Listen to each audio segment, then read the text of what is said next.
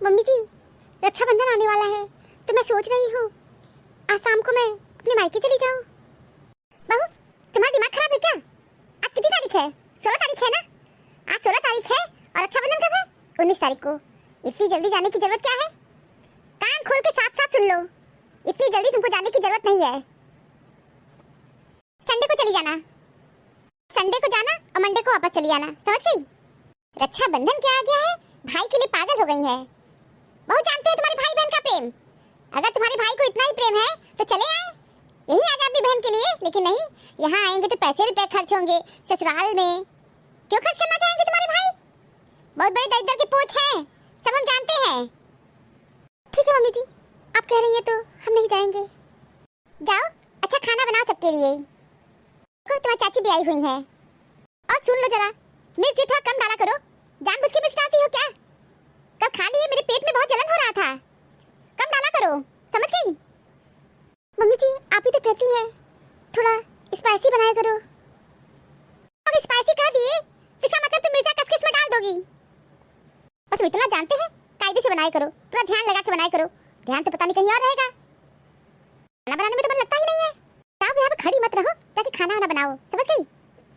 दीदी, आप अपनी बहू को ऐसे कैसे कह देती हैं? देखो, ये सब सास के लक्षण होते हैं, समझ गई कि नहीं? दीदी, मेरी बहू तो अपने मायके चली गई, आज से 3 दिन पहले ही चली गई थी। तो बोली, मम्मी जी मैं जा रही हूँ, मेरी मम्मी बुलाई है, मैं भेज दी। कमला, तुम हो बेवकूफ, तुम्हारे अंदर सास के कोई लक्षण ही नहीं है। मेरी बहू को मायके भेज तो दी, अब रोटी बना के खा रही हो कि नहीं बताओ? अब रोटी ठोक रही हो ना, इसीलिए तो मैं बेवकूफ थोड़ी ना हूँ कि अपनी बहू को भेज दूं मायके और इस बुढ़ापे में बैठ के रोटी ठोके। मैं इतनी बेवकूफ सास नहीं हूँ, और तुम बेवकूफ तो सास हो ही, और सास वाले कोई गुण भी नहीं है तुम्हारे अंदर। दीदी, सास के कोई गुण होते हैं क्या? और क्या, सास के गुण तो होते ही हैं। दीदी, सास के क्या क्या गुण होते हैं? कमला, तुम सच में बेवकूफ की बेवकूफ हो। तो दीदी जरा आप बताइए, सास के कौन कौन से लक्षण होते हैं? मुझे तो लगता है मेरी किस्मत में सास का सुख लिखा ही नहीं है। तुम शुरू से ही अपनी बहू को खोपड़ी पे बैठा के रखी हो, और बहुओं को कोई खोपड़ी पे बैठा के नहीं रखता है। तुम देखी कि नहीं देखी मेरी बहू को? सर पे पल्ला रख के है, मैं कहती हूँ कि सर पे पल्ला रख के रहना पड़ेगा। तुम अपनी बहू को जींस टॉप पहना के घुमा रही हो, तो तुम्हारी बहू तो खोपड़ी पे चढ़ के नाचेंगी ही। मैं तुमसे कितनी बार कहे थे बहुओं को इतनी छूट नहीं देनी चाहिए, लेकिन तुम बहुत छूट देती हो। बन गई, लेकिन सास कोई लक्षण ही नहीं है। पास आ जाती, तुमको सास की ट्रेनिंग दे देते कि सास को कैसा बनना चाहिए। अच्छी सास बनोगी तभी घर गृहस्थी चला पाओगी। मेरी घर गृहस्थी कितनी अच्छी चल रही है, उसे सारे काम करवाती हूँ, सारे काम। बर्तन मांजने वाली भी नहीं लगाई हूँ, पैसे बचत होंगे। और मेरी बहू करेगी क्या दिन भर? बर्तन मांजती है, झाड़ू पोछा करती है, खाना बनाती है, कपड़े धुलती है। मैं वॉशिंग मशीन में भी कपड़े नहीं धुलवाती हूँ, बिजली का बिल उठेगा, ऊपर से कपड़ा सिकुड़ जाता है पूरा। वॉशिंग मशीन में कपड़े धुले अच्छे भी नहीं लगते हैं। दीदी, वास्तव में आपकी किस्मत तो बहुत अच्छी है। किस्मत नहीं अच्छी है, सब बनाना पड़ता है।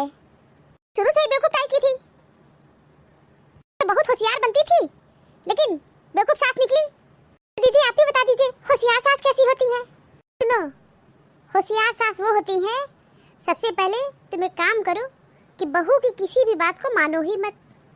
तुम्हारी कुछ भी कहे उसे अस्वीकार कर दो। बहू की किसी भी बात पे हंसो मत और खुश मत हो। खुश होने का तुमको जरूरत ही नहीं है।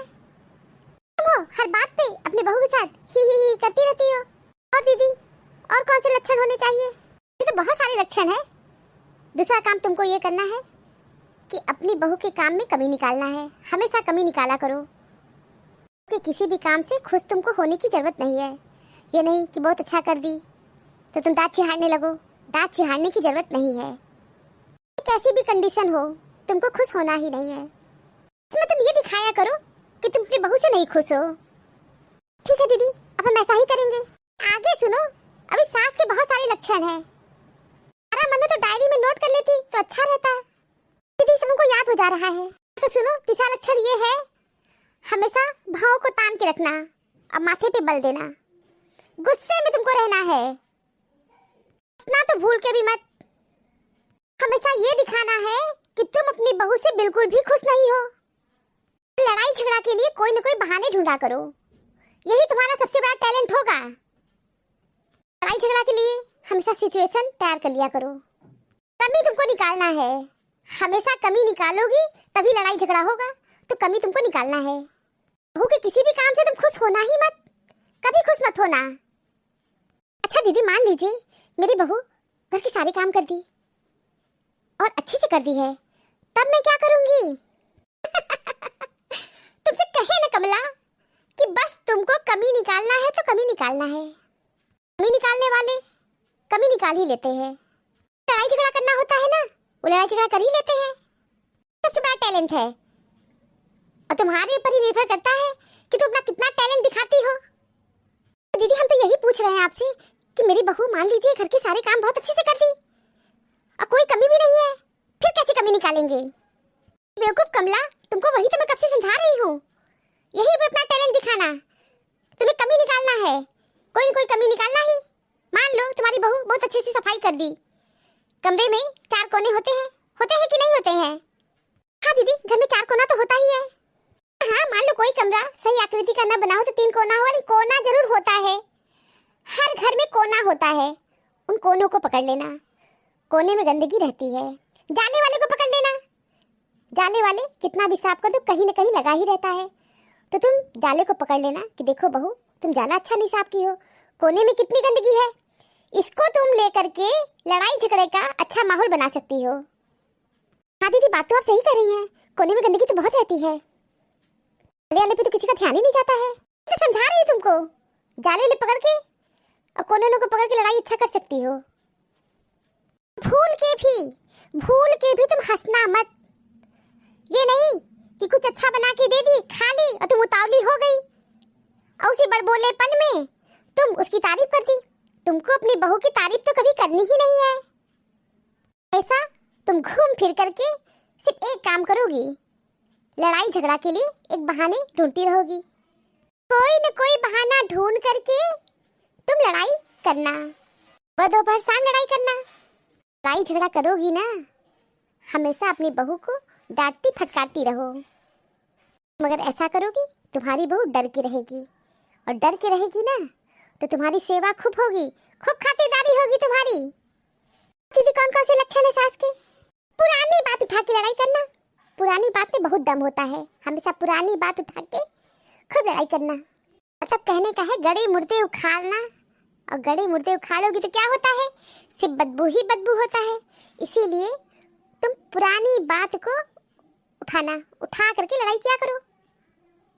पुरानी बात तुम तब से उठाना जिस सन में अपने बेटे की तुम शादी की हो। मान लो तुम अपने बेटे की शादी 2018 में की हो, 18, 19, 20, 21, 22, 23, 24, यहाँ तक की बात कर रही हो। तुम अच्छे से अपनी बहू को ताना मार सकती हो कि तुम्हारी माँ ऐसी, तुम्हारे बाप वैसे, तुम्हारी बहन ऐसी, तुम्हारा भाई वैसे। तुम अपनी बहू के रिश्तेदारों को अच्छे से जलील कर सकती हो। तुम्हारी स्मार्टनेस के ऊपर है कि तुम कितनी परफेक्ट सास हो। तुम कह देना कि तुम्हारी माँ अच्छी साड़ी नहीं दी थी, पता नहीं किस भीख मंगे दरिद्र घर से आई हो, ताना मारा करो। ऐसा करोगी तो एक परफेक्ट सास कहलाओगी। मोटी मोटी एक बात सुन लो कि तुमको खुश नहीं होना है, बस ऐसा भाव को तान के रखा करो, माथे पे बल दिया करो। प्रसन्न तुमको होने की जरूरत ही नहीं है। ये नहीं कि खीसे निकालो, दांत निपोड़ लो, हंसना मना है, बिल्कुल भी मत हंसना। हाँ ठीक है दीदी, कोशिश करेंगे कि हम हंसे ना, लेकिन दीदी मेरी तो बहुत हंसने की आदत है। हंस लो, फिर परफेक्ट सास नहीं बन पाओगी। परफेक्ट सास बनना है तो बहू के सामने हंसना नहीं है। हम ये जरूर कहेंगे तुमसे, अकेले में हंस लिया करो, कमरा बंद करके जितना हंसना हो हंस लिया करो, लेकिन बहू के सामने कभी मत हंसना। बहू के सामने तुमको ये दिखाना है कि तुम अपनी बहू से बिल्कुल भी खुश नहीं हो। कमरा बंद के तुम हंस लिया करो, खूब हंसा करो। व्हाट्सएप चलाओ, फेसबुक चलाओ, इंस्टाग्राम चलाओ, ट्विटर चलाओ, मोबाइल चलाया करो अपना, खुश रहा करो, लेकिन बहू के सामने दांत मत निपोड़ना। दीदी ये तो आप बहुत अच्छा कह रही है कि अकेले में हम हंस सकते हैं। अकेले में क्यों नहीं हंसोगी? अकेले में खूब हंसा करो, हाँ खूब अच्छे से भी रहा करो, अपना मेकअप करके, हाँ ऐसा फिट फाट रहा करो, तुमको एक ही काम करना है कि तुमको खुश नहीं रहना है। बहू के किसी भी काम से तुम खुश मत होना, उसमें कमी निकालती रहना। ठीक है दीदी, हम भी ऐसा ही करेंगे अब। लेकिन हमको तो लगता है कमला तुम कुछ कहीं गड़बड़ न कर दो, क्योंकि तुम्हारी हंसने की बहुत आदत है। नहीं दीदी, बहू के सामने नहीं हंसेंगे। हाँ, अगर हंसी तो फंसी, हंसने की जरूरत नहीं है। ये भी कि बहुत अधिक प्रसन्नता में अपनी बहू की किसी भी बात को मानना नहीं, अपनी बहू की हर बात को तुमको अस्वीकार कर देना है। अगर कहीं वो जाने को कहे, तुम बोलोगी तुमको नहीं जाना है। अगर कहे हमको घूमने जाना है, मना कर देना, बात में जाने देना, लेकिन तुरंत उसकी बात को तुमको मना करना है। कहने का मतलब है उसके किसी भी बात को तुमको अस्वीकार कर देना है। ठीक है दीदी, अब हम भी ऐसा ही करेंगे। हम भी एक अच्छी सास बन के दिखाएंगे। सिर्फ फूटी किस्मत हमारी कि आज तक हमको तनिक भी सास का सुख नहीं मिला है। इससे अच्छा जीवन तो जब मैं बहू थी तभी था। सास बन के तो मेरी किस्मत ही फूट गई। मेरे अनुसार चलोगी तो तुम्हारी किस्मत नहीं फूटेगी, समझ गई? मम्मी जी, हम पूछने आए हैं कि खाना में क्या बनाएं? अच्छा, खाने में पनीर की सब्जी बना दो और एक कोई सूखी सब्जी बना दो, आलू की कचौड़ी और सादी पूड़ी बना दो और चटनी बना देना, सलाद काट देना। शक्ल क्यों बनाई हो? चेहरे पे प्रसन्नता लाओ। जाओ खुश होकर काम करो किचन में। अब मायके नहीं जाने दिए तो चेहरा लटका के खड़ी हो। तो बहुत साफ साफ बात सुन लो, काम तुमको किचन में करना ही है। और अब मायके नहीं जा रही हो, और मैं ये तो मना नहीं कर रही हूँ कि अपने भाई को राखी मत बांधना। बिल्कुल बांधो अपने भाई को राखी, लेकिन रक्षाबंधन आज तो नहीं है ना। चली जाना, धैर्य रखो और जाओ खुश होकर किचन में काम करो। मुंह बना के काम करोगी तुम्हारा चेहरा बिगड़ जाएगा। काम तुम्हें ही करना है तो खुश होकर करो, जाओ। ठीक है मम्मी जी। देखिए कमला, अपनी बहू से हम किस तरह बात करते हैं। अपनी बहू की एक भी नहीं सुनते हैं। सब कुछ मेरे अनुसार चलेगा, मेरा घर है, मैं अपनी बहू की चलने नहीं दूंगी। जीते जी तो हरगिज नहीं। सही कह रही दीदी, आपकी किस्मत तो बहुत अच्छी है। किस्मत में बहू का सुख लिखा हुआ है। एक मेरी फूटी किस्मत है, बहू का सुख लिखा ही नहीं है। बिटिया ये बताओ कब आ रही हो? मम्मी कितनी बार तुमसे कहे बार बार फोन मत किया करो ना, लेकिन तुम तो सुनती ही नहीं हो।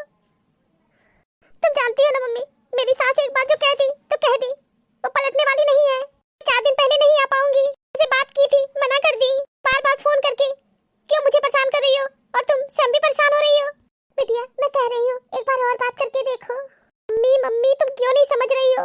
अगर मैं 100 बार भी बात करूंगी ना तो मेरी सास पे तनिक भी असर नहीं होगा, वो मेरी बात नहीं मानेंगी। मम्मी साफ साफ सुन लो प्लीज, मुझे मत परेशान करो, मेरी किस्मत पे छोड़ दो।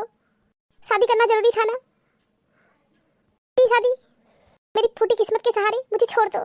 बिटिया माँ बाप अपने बच्चों का अच्छा ही चाहते हैं, हम भी अच्छा ही सोच के तुम्हारी शादी किए थे। हमें क्या पता था कि तुम्हारी सास ऐसी होंगी।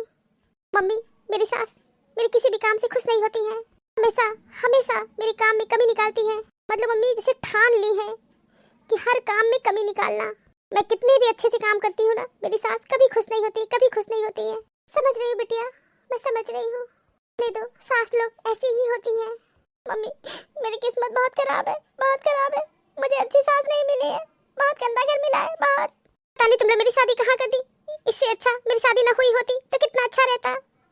कम से कम ताने तो न सुनते। कोई भी दिन ऐसा नहीं जाता है जिस दिन मेरी सास मेरे काम में कमी न निकाल ले। हर दिन मेरी सास मेरे काम में कमी निकालती है। ठीक है मम्मी तुम परेशान मत हो, मैं संडे को आऊंगी। ठीक है बिटिया, संडे को ही आना। तो आओगी, सब कुछ तुम्हारी पसंद का बनेगा। मम्मी अब रखती हूँ फोन। और तुम्हारी चचिया सास भी आई है क्या? अरे चाची जी आप। अच्छा मम्मी मैं रख रही हूँ फोन। ठीक है बेटा, अपना ध्यान रखना। चाची जी मेरी मम्मी का फोन आया था, बात कर रही थी। तो फोन क्यों काटती, बात कर लेती। मुझे एक गिलास पानी चाहिए था। ठीक है चाची जी, आप चलिए कमरे में, मैं लेके आती हूँ। अरे नहीं बहू, मैं ले लूंगी पानी, मैं तो गिलास लेने आई थी। और तुम अपनी मम्मी से बात कर रही हो तो कर लो बात। चाची जी बात कर ली मैं। चाची जी कमरे में चलिए, मैं पानी लेके आती हूँ। ठीक है बहू। मम्मी तुम कैसी हो? मैं ठीक हूँ बिटिया, तुम कहाँ हो? मम्मी देखो मैं यहाँ हूँ। मेरी बिटिया आ गई। हाँ मम्मी मैं आ गई। अरे लेकिन तुम रो क्यों रही हो? क्या तुम्हारे ससुराल में सब कुछ ठीक तो है ना? कमला है। मेरी सास मेरे हर काम में कमी निकालती है। मम्मी कितना भी अच्छा कर दे, कितना भी अच्छा कर दे, मेरी सास कभी खुश नहीं होती है। जानती हो मम्मी, वो मुझे नहीं आने दे रही थी, मैं जबरदस्ती आई हूँ।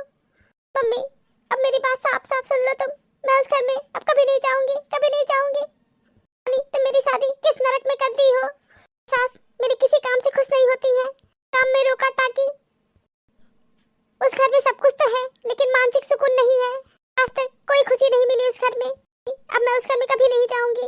ऐसी सास का मुंह भी नहीं देखना चाहती हूँ। वो अच्छी सास नहीं है, बहुत गंदी सास है, बहुत। मम्मी मेरी सास जैसे ठान ली है, हर काम में कमी निकालती है, हर काम में कमी निकालती है, किसी भी काम से खुश नहीं होती है। मम्मी मैं उस घर में कभी नहीं जाऊंगी कभी नहीं जाऊंगी। स्वीटी बिटिया रो नहीं, चुप हो जाओ, कुछ ठीक हो जाएगा। नहीं चाची जी, कुछ नहीं ठीक होगा, कुछ नहीं ठीक होगा। हम लोग किसी को चैन नहीं कर सकते और मेरी सास कभी चैन होना भी नहीं चाहती है। जाओ बेटा बाथरूम में अपना मुंह धुल लो और रोना बंद करो। मम्मी लेकिन मैं अब उस घर में कभी नहीं जाऊंगी, कभी नहीं जाऊंगी। ठीक है बिटिया मत जाना उस घर में। दीदी एक बात आपको समझ में आई? हाँ कमला, अब मुझे बहुत सारी बात समझ में आ रही है। मेरी बेटी से तो अच्छी मेरी बहू है। इतनी डांट फटकार सुनने के बावजूद भी इस घर में है। मेरी बहू को जिस काम के लिए मना कर दी वो कभी नहीं की। आज मेरी बेटी रोते धोते यहाँ चली आई। मेरी बेटी की सास में और मुझ में कोई भी अंतर नहीं है। मुझे समझ में आया कि जब कोई कुछ करता है तो उसे समझ ही नहीं आता कि वो क्या कर रहा है, और सेम टू सेम काम मेरी बेटी की सास कर रही है। अब मुझे गलत लग रहा है। काम मैं भी कर रही थी तो गलत तो मैं भी हुई। आज के कुछ ज्यादा ही लक्षण मेरे अंदर आ गए हैं। अल्लाह तुमसे मैं ही कहेंगे, तुम जैसी हो वैसी ही रहना, मेरी तरह बनने की कोशिश मत करना। मम्मी जी मैं ये पूछने आई हूँ कि आप चाय पियेंगी कि कॉफी? अब मैं ना चाय पीऊंगी और ना कॉफी। तुम जाओ अपना बैग पैक करो और फिर मायके चली जाओ। नहीं मम्मी जी जाने दीजिए, आप मना कर दी है तब मैं नहीं जाऊंगी। अब दीदी आ गई है तो मेरे जाने का कोई मतलब नहीं बनता। नहीं बहू अब तुमने मायके जाओगी और दीदी आ गई है तो क्या हुआ, वो भी तो अपने मायके आई है और 4 दिन पहले आ गई है। तुम भी 4 दिन पहले ही जाओगी। जाओ फटाफट अपना सामान पैक करो, अपने मायके जाओगी। जाओगी तो जाओगी, तुमको मेरे आदेश का पालन करना पड़ेगा। जाओ फटाफट सामान पैक करो। मम्मी जी लेकिन मैं आप लोग के लिए कॉफी बना के ले आती हूँ। बहू मैं कह दी ना, तुम जाओ सामान पैक करो और कॉफी मैं बनाने जाऊंगी और तुम मेरे हाथ का कॉफी पी के जाना। मम्मी जी आप कॉफी बनाएंगी? हाँ बहू अब मैं कॉफी बनाऊंगी। हम भी बुढ़ापे में बैठे रहते हैं और बैठे बैठे शरीर में जंग लग जाएगा और हाथ पैर हिलेगा डुलेगा तो ठीक रहेगा। तो आज कॉफी मैं बनाऊंगी और तुम कॉफी पी के जाना। बुढ़ापे में अपना शरीर खराब नहीं करना है तो आज से मैं भी अपना हाथ पैर हिलाऊंगी, ठीक है? तो बहू मैं जा रही हूँ कॉफी बनाने और तुम सामान पैक करो, ठीक है? ठीक है मम्मी जी आप बहुत अच्छी हैं और आज मैं बहुत खुश हूँ। बहू तुमसे ज्यादा तो आज मैं खुश हूँ। जाओ सामान पैक करो। दीदी आप बहुत अच्छा निर्णय ली है। कमला जब अपने ऊपर पड़ता है ना तब इंसान को समझ में आता है। सही कहा गया है, बिना ठोकर खाए अकल ठिकाने नहीं आती। अब मेरी अकल ठिकाने आ गई है। समझ में आ गया कि अब तक जो मैं करती थी कितना गलत करती थी। क्या कमला बैठो, जा रही हूँ मैं कॉफी बनाने और मैं अपनी बहू को अपने हाथ की कॉफी पिला के भेजूंगी। ठीक है दीदी। एक बेहतरीन जिंदगी जीने के लिए यह स्वीकार करना बहुत जरूरी है कि इस जीवन में सबको सब कुछ नहीं मिलता। अच्छा इंसान बनने के लिए भी वैसे ही प्रयास करें जैसा आप सुंदर दिखने के लिए करते हो। Thank you for watching this video. Video अच्छी लगी हो तो लाइक और शेयर करना ना भूलें। चैनल को सब्सक्राइब नहीं किया है तो फटाफट सब्सक्राइब कीजिए। मिलते हैं अगले वीडियो में एक नई स्टोरी के साथ। तब तक आप लोग अपना बहुत ख्याल रखिए, हमेशा हंसते मुस्कुराते रहिए। आप सभी को बहुत बहुत धन्यवाद, बहुत बहुत धन्यवाद। तो प्लीज़ मेरे चैनल को सब्सक्राइब कीजिए। Thank you.